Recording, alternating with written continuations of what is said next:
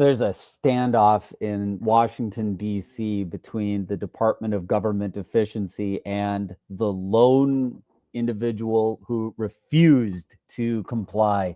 He curmudgeonly stands outside the building and refuses to hand over the keys.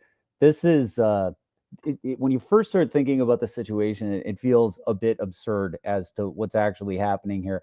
I got to pull up the actual story from USA Today. Lucas, fill me in on a little bit about your take on this, because to me, when I first started reading this article, it just like the absurdity of the situation first arose in my mind. And as I started to think about it more, it really did dig into the underpinnings of a lot of what's going wrong in America today. And I think it's time for us to do a bit of a discussion and talk about that.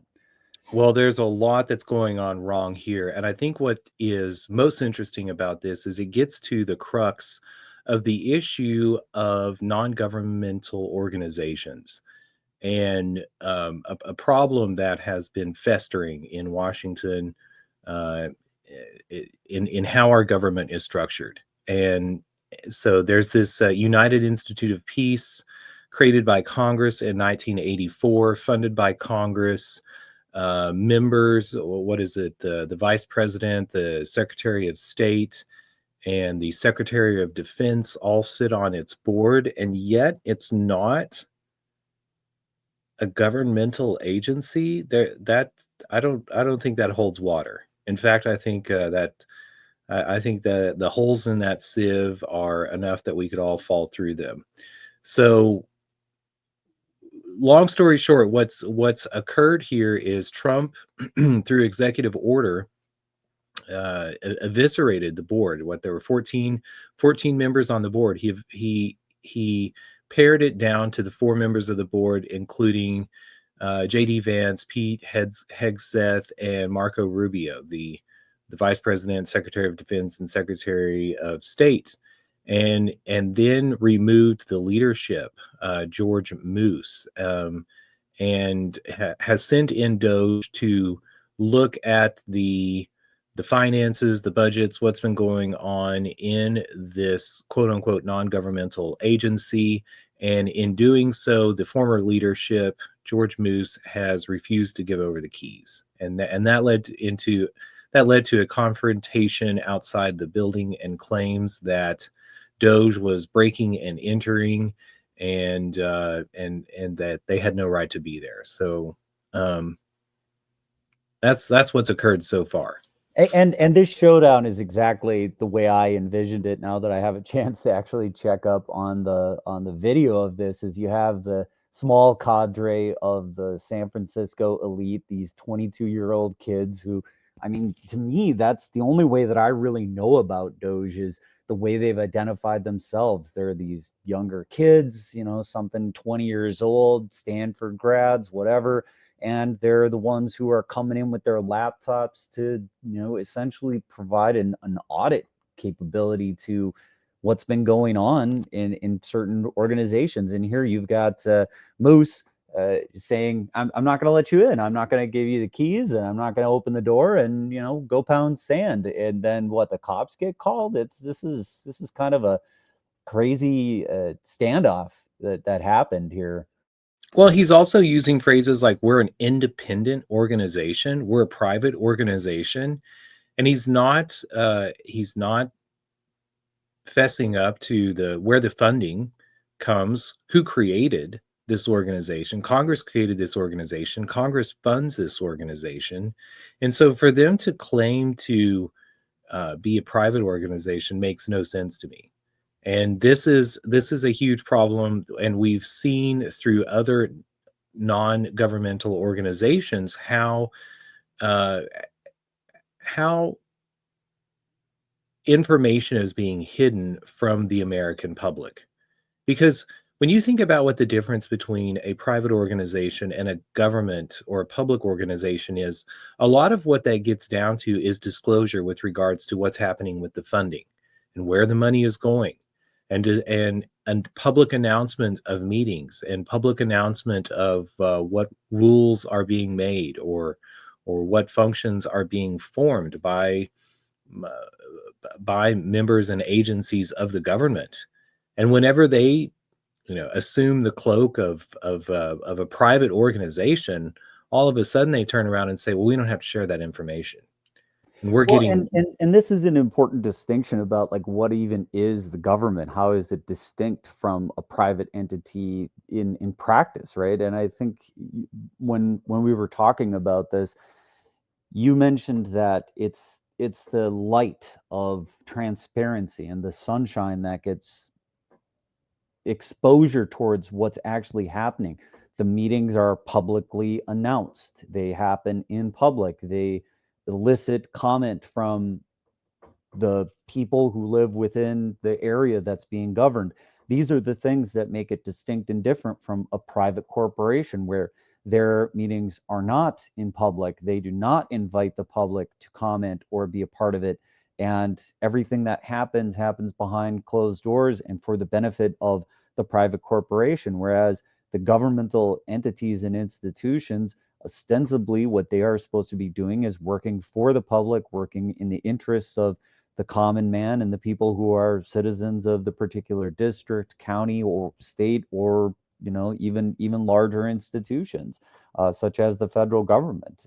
So this should be the distinction. And that light of sunshine, I would say, it only really works if the people who are operating within those positions feel a sense of responsibility, duty, and potentially shame for doing things which they shouldn't be doing. If we're bereft of that feeling of responsibility within the people who are occupying those positions, then it might actually even be worse than having a public or a private corporation. Because what we've seen in the last few years, and that we've at least mentioned once on the show before that I can recall, is that if you have governmental officials who flout the law, there's no recourse. And in that sort of a situation, I think we're finding ourselves in a dangerous situation for this idea that we're living in a republic or a democratic style of government. Because if the people who are immediately in power can just do whatever they want and they're not governed by the rule of law, we're in a really sticky kind of a situation, in my opinion. well, and also look at the mission, the name, the reason for being of the United States Institute of Peace. I mean, by the name alone, if you're an institute of peace, my question becomes also, why are you operating in secret? Because quite often the secrets that are held by the government are done under the assumption that what they're doing is amoral. You know, special ops, black ops are euphemisms for amoral things that politicians don't want to admit to doing. And if we are actually seeking peace, then it's a real conundrum why we would be funding cutouts that are operating in secret. So because ostensibly they're ashamed of their actions or the roles that they're taking. And if the United States was a beacon on the hill, then we should be taking the high road and having public and open conversations, democratic. Democratic isn't just about one person, one vote. It's also about the notion that those elected officials are going to be having open conversations, open meetings. Public meetings means open meetings, and so when I see what's going on here, what we've also already discovered from what DOGE has uncovered with regards to where money was going and how how anxious the members in these various departments, USAID, the Treasury, etc., wanted to keep where money was going a secret, and in part that's because they don't want the beneficiaries of that money to be known, but it also begins to question, if there's 14 different agencies that have their own money printers, what is backing up this system? Where does money come from? Why do we continue to have faith in such a system. And a house of cards is not the TV show, but a literal house of cards is what I think that we've built here. And so interesting to see the pushback, like how also the ousted president of the United States Institute of Peace turns to a judge to file an injunction to stop the government. And then we also turn, because in concert with this, we also see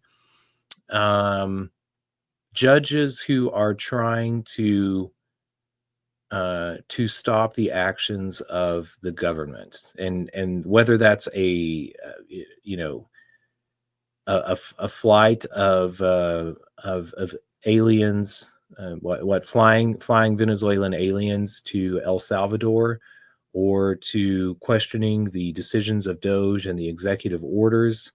Um, it's not just the bureaucrats and the agencies that have been created by Congress who have been um, who operate in secret and come out with decisions. Like, we are seeing that from the judiciary too, and I think it's out of hand. I think that the American democracy relies on the voice of the people. One, we've got to know what's going on, and two, it's not enough just to rely on the election of officials. My question when I see these election of judges is, why wasn't a jury thrown together? Where's the decision of a random group of peers to say what's right or wrong? Because the pushback against these judges is harming our trust in the American legal system, and fracturing our government as much as the reliance on these cutouts for secretive operations. Oh, look, there's John Kerry. Yeah, I mean, Probably if on you the see probably on the the board. litany of people who have come across the screen for USIP, none of these people are individuals that I particularly like. Leon Panetta, I mean, come on, Well, jeez. we knew they were going to be like members of the Department of State, the Department of Defense, the intelligence agencies that exist to perpetuate those. And again, like, I think this is we've long had this problem that existed in our government. It goes back to decisions that were made coming out of World War II, and the creation of an intelligence apparatus of defense alliances like that of NATO, that we then immediately began to give more credence to than the decisions of the government, and creating side streams of cash and money and organizations that exist outside of Congress and the elected officials that we send there, has given it more and more power. You can have all of these people who go in and work for the CIA, who work for the State Department. They check out of government and check into a quasi-private. I don't even like to say, or sorry, quasi-public. I don't know what any part of that is quasi. There, it was the USAID, NED, the National Endowment for Democracy, the United Institute of Peace. These are all public, and yet they operate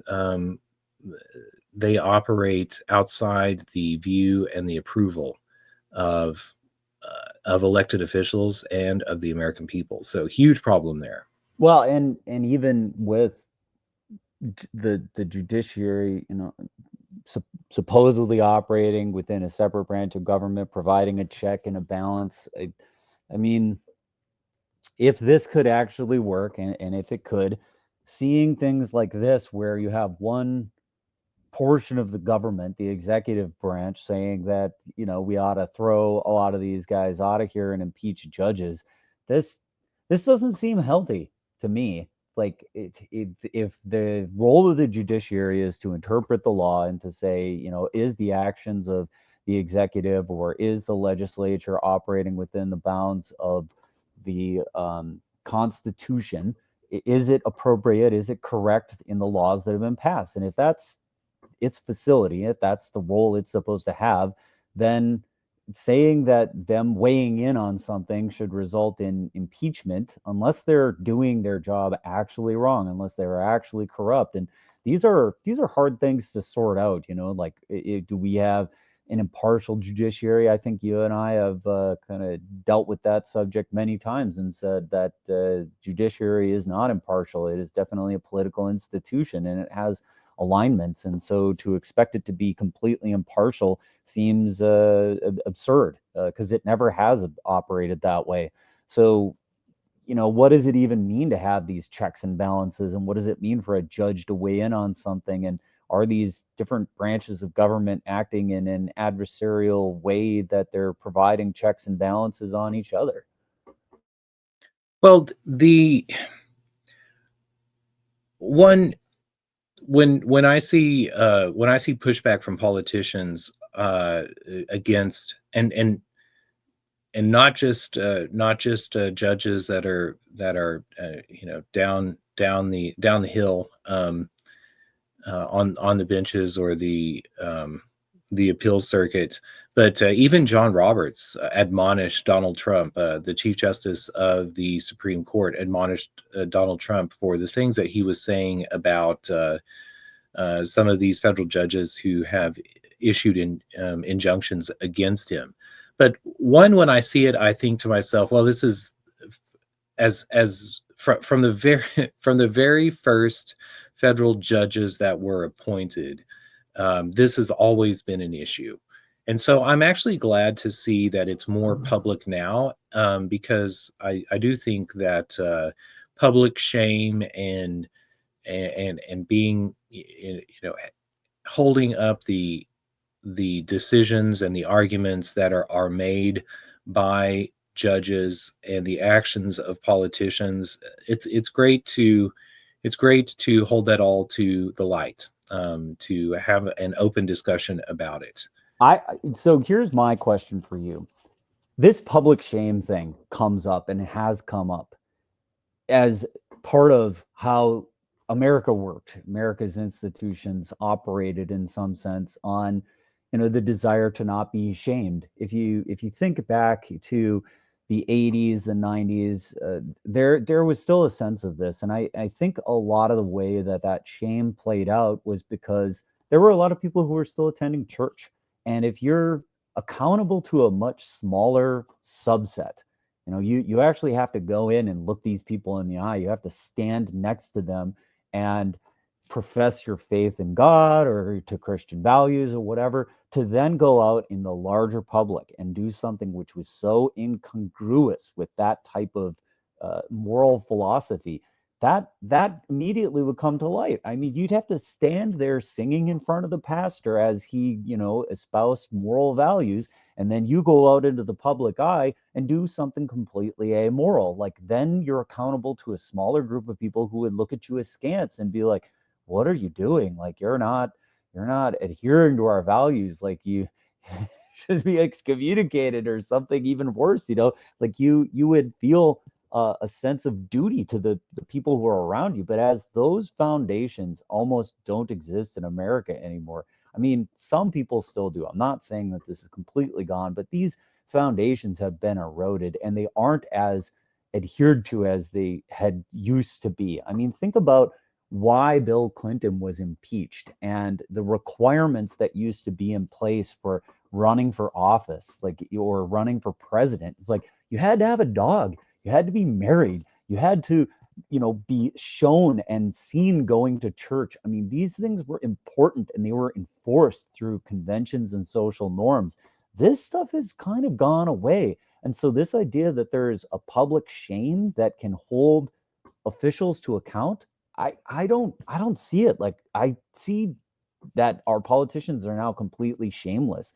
Like, they don't have any sense of needing to adhere to the law, and they certainly don't have any account to smaller groups of people that would actually hold them to account. Okay, well, you brought up some interesting things there. One, yes, politicians had to do performative things like get married, and not all marriages are performative, but certainly some politicians' marriages and marriages that they hold together are performative. But yeah, have a dog. I'm thinking of LBJ's Beagles, um, and whatever, all the dogs. We don't want to go down that, but I think there was one. If we wanted to see the role of religion play a more prominent play more like gain more prominence in American life, then we should think about ecclesiastical courts. We have Well, wait a minute. I'm not necessarily advocating for that. I'm saying that this was the backdrop under which this idea of public shaming actually played out and worked. I mean, that you got to think about it. Like, why would anybody think like, oh, I'm where am I going to be shamed? Right? If in your local community nobody actually holds you to account, nobody actually cares. They don't call you out on it. They don't in any way like try to, I don't know, say you've done the wrong thing here. Like, where is the mechanism of shaming someone? I just don't see how it plays out. I'll get to the second side, but one, ecclesiastical courts, and I say that with I ecclesiastical courts have a historical distinction of being um, more forgiving or more lenient than public courts. And we also have a criminal and civil court system in the United States right now that I don't know what sense that it makes. And it relies on some of these notions of judges being able to decide what the law is based on case history and this notion of stare decisis, or let it stand. I think that is one of these issues that has taken us away from juries and our peers being able to decide is being practiced,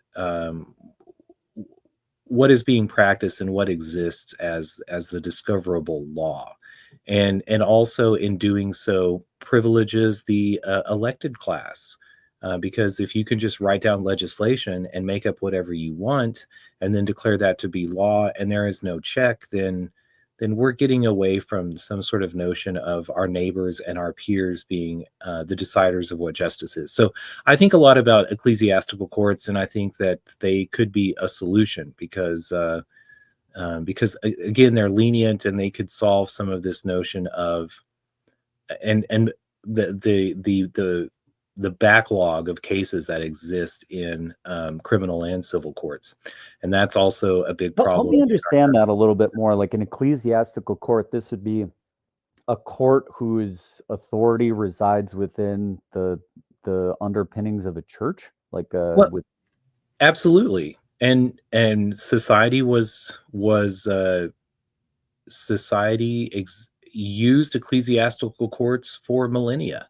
I mean, Um, that was the definition of society. If you think about like what divided rabble from a social order or society, I mean, it was the institutes of religion, the Catholic Church, the Christian Church, the Orthodox Church. I mean, this is how this played out, and that every man found an authority not only within God, but also accountable to the congregation and the person who presided over that congregation, be it the pastor or the priest or whatever role within the Catholic Church. So these institutions definitely were part of what held people to account. And with that being missing, it's like it's hard to imagine that we could have ecclesiastical courts, because those institutions don't carry the same force of weight that they used to. Like not everybody's going to church anymore.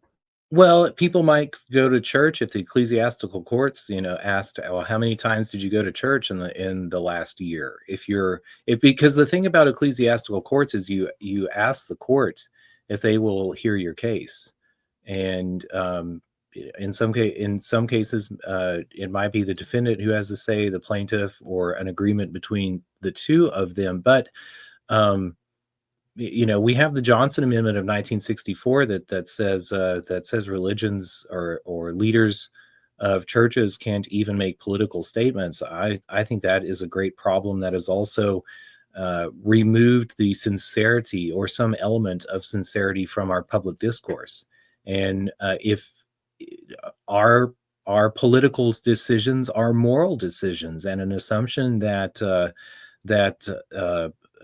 an elected body gets to decide on what our moral decisions are uh, has has had, I don't know, has had a very negative impact on the public conversation in America today. So, you know, before we also, when we think about ecclesiastical courts and this notion of, oh, you get to choose, because some people, like, I hear a lot of negative comments about Sharia law in the United States, and that is um, that's another ecclesiastical court. And I understand that people don't want to be submitted to an ecclesiastical court of a religion that they don't subscribe to, but that's not how it works. And whenever we also look at ecclesiastical courts and how they've worked in the past, look up the millet system of the Ottoman Empire. And even the Roman Empire existed with that, without this notion of the the state having a set religion. Like that comes later with the Catholic and feudal Europe that we sort of carried over. So you can have geographical areas and public governments that provide some goods, but when it comes to the law that set apart many of these legal considerations, and say, go to your moral and religious leaders, that provides a real reason to join a religious community, to decide what values you actually believe in, and then to turn around and I don't know what the various ecclesiastical courts would say, but I'd probably pick a church that said, well, you've got to show some sort of commitment to this religion before turning around and asking for our measure of justice. But the other thing that I think about, and this is also very germane to things that are happening today, is when I think about the court of public opinion, or the shame of the public. We've had not just uh, an explosion of secrecy in government, but we've also had many elected officials and bureaucrats who are given security details. I don't know if you saw that Hunter Biden, like Donald Trump, just removed the security details for the children of President Biden, Hunter and Ashley Biden, and they had, I think Hunter Biden had 16 Secret Service members that were guarding him. Ashley Biden had, I'm not sure how many she had, but Fauci, Dr. Fauci has a security detail. President Biden and all the former presidents are guaranteed a security detail. And I think back to Garfield, James Garfield, president after, maybe he was Garfield before or after Roosevelt, Teddy. Either way, Garfield was in a train station when he was shot. He's the president who was assassinated that nobody remembers. But he was in a train station, just standing in line at the train station whenever he was shot, and he was shot for patronage, by the way, um, for not picking a bureaucrat for a certain job, and the bureau and a follower of that bureaucrat was upset about it. So, but that was 100 years ago, and it's it's strange to think in some ways, but also much more natural to think, wow, there was a time when our elected leaders didn't have a bevy of protection around them. And we also know that senators and Supreme Court justices have to deal with people yelling and shouting on the street around them. But if there was no expectation of protection from law enforcement for elected officials, I think it would change dramatically the calculus that was made by them and the things that they would say.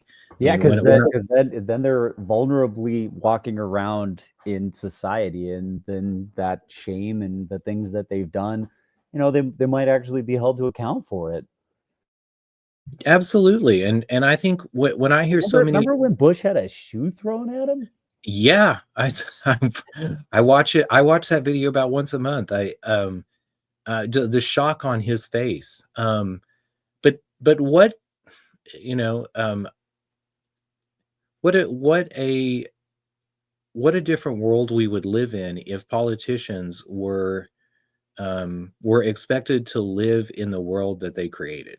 Well, and I mean that's just it. I mean, we used to live in a society where you could actually get close. You did have to exist within the greater populace, and you could actually have outrage expressed in so base and basic of a manner as to, like, say, I'm within striking distance of the president, and I'm so displeased with what's going on that I'm going to throw my shoe at him like that. I mean, look at the outrage of what's It happening with Elon Musk. I mean, right now, the outrage of what has been going on with Elon Musk is being expressed by the people. They are now, vandalizing cars. They're storming dealerships. They're setting them on fire. I mean, this is the expression of outrage for people who are disliking what's happening. I mean, it's not necessarily unhealthy for society to be able to express that directly to the people who are visiting this upon them. and if people think that I'm advocating violence when I say this, when I look at the Bush tape, this Bush clip today, I would expect if this occurred again today, that reporter would have been shot. And that Yeah, was I mean, out. that this would not be tolerated at all. No. No. And what a world to live in today where, somebody throws a shoe and they get shot, and people say that's civilization. I say, no, that's not civilization. And when we give our politicians immunity and the tool of coercion and military, bombing Yemen, bombing Ukraine, sending the military, and then give them this immunity from living in the public life, then we need to go back and say what's gone wrong here. And I think the thing that we have minimized and removed from society is this role of religion, and not just the religion, but what are some of Well, the things that it are. it it was a bulwark. It was a bulwark against, the erosion of society into a place that, nobody wanted to be anymore. I'm not trying to advocate for the return of religion, that everybody should go to church or whatever. That the way that our civilization, at least, the United States, and this has actually come into play and into the public discourse, and we did a show on this one too, so maybe we'll have to link back to that. But that many states were founded in this way. They were founded on Christian principles and with a Christian underpinning. And so, as that bulwark has been removed, as the ability to hold people to public account has been removed, because they no longer have to account to the congregation, to their pastor, to their priest. They don't have to answer to that. And the populace has been removed from their ability to express their outrage directly, other than to go once every very infrequently to cast a ballot. And doing that also doesn't seem to really achieve the goal, because now when you have elected officials who come into power and are supposedly held to the law, they can just flout the law, not do what the law says, and there's no recourse for that. This is a very it's a defining moment for our civilization to try to find a way back to actually making this work, to making it all work. And I feel like it isn't working anymore. So when I think about religion too, I think about the curious, sort of def defining, the distinction of religion, and that is this inability to know what goes on in other people's hearts and minds, and where they're going to choose to choose to direct their soul in the future. And it was that respect of the independence of minds and an understanding that that that people who had tried to force others to, believe in a god or to adopt certain morals wasn't going to work. And this is also why in the United States we privileged this notion of liberty and freedom, liberty to go around to vote with your feet. If you don't like the way that people are living and what they believe, then you could leave. And instead of adhering to that, we have given the keys of I don't know, moral authority and determining what is right, what is wrong, and also what people are thinking. I mean, look at going back to the Tesla. Look how quickly the federal government jumped to hate crime. And what does hate crime to mean? But the government is making an assumption that they can know what was going on in your mind, and uh, what caused someone to do something. The state governments or the our public governments used to be very wary of entering someone's mind and trying to decide why they did something. And these public courts used to be very concerned with actions and things that they could prove had occurred, and but do so without getting into people's mind. And this goes again to this the a difference in an older world was this recognition that it was very hard to hold people down to what they think. And that was a tricky conversation that we call religion. Well, and we used to have a very strong moral compass for this type of thing. I mean, I recall Jimmy Carter selling his peanut farm because he didn't want to have any, you know, encumbrances or things that would have potentially swayed him to not be the best president possible. That sort of thing is completely gone, and I think for the worse in society. Well, We, I we should we should hold the people who want to hold these offices to the highest standard possible. That's what I'm trying to say. And I think that it used to be that when you would run for one of those offices, that you would hold yourself to that account. And that's where all of that stuff around the performative acts and having the dog and being married and being faithful and attending church, all of these things were evidences of the fact that you were worthy of holding that office and that the people who held that office felt that sense of duty and responsibility. That, as that has begun to be eroded, I think that it erodes the institutions, it erodes the confidence in the institutions. I think while that has been the case, when I see things like Donald Trump's speeches no longer being prepared and him speaking extemporaneously, I don't. Some people say, "Oh, he lies." I say, "Well, at least it's not a prepared and calculated lie that was checked by 15 members of a speech so that they could go back." Um, I think we're actually seeing with more open communication and with tools for communication like Twitter. I'm constantly fascinated that I can see reports from people who are affected by issues all around the world: Serbia, Gaza, the Ukraine, China, whatever is happening on the world. We're getting reports back, and sometimes that's overwhelming. And it's also interesting to me that while that is occurring at some level, I also have fewer reports back from local people. So um, but I do think that we want a world in which politicians are accountable and also using tools of opening doors rather opening doors and doling out benefits rather than coercion and incarceration and punishment. So that's something that everybody wants, and successful politicians and successful leaders of of public dialogue and public minds, general minds, are the ones who are going to like come forth with those solutions. So it could happen faster than we think. Fascinating discussion. We're at time. We'll see you next time on FOMA. Anything else? Other parting thoughts, or we'll call it there. Oh, we could go around this forever and ever.